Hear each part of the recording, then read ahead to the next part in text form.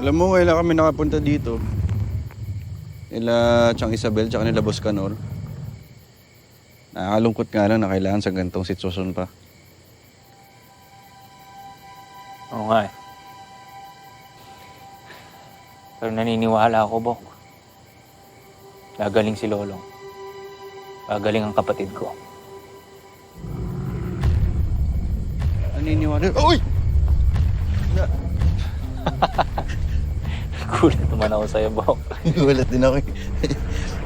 Mga buwaya dito. Mamumuhay ng tahimik kasama kami mga atubaw. Hindi panganib sa mga taong nakatira dito yan. Minsan nga nakakatulong pa ang mga yan sa mga mangingisda dito sa Isla Pangit. Ha? Talaga? Mukha naman. Hindi, inibago lang ako kasi masanay ako kay Dakila, di ba?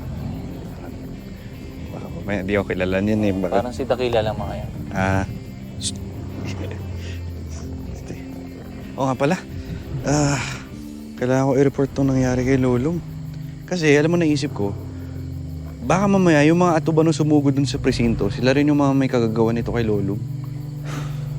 Good luck kung makakapag-report ka. Walang signal dito. Kadalasan, magkakaroon ng signal dun sa may tubig papuntang Tumahan pa. Doon pa? Layo nun ah. Di baka meron yan dito. May mahagip. Kanina may bar. Ayan oh. Ah. Meron yun. May ay wala. Ay, ayun! Yun! Ay, nawala.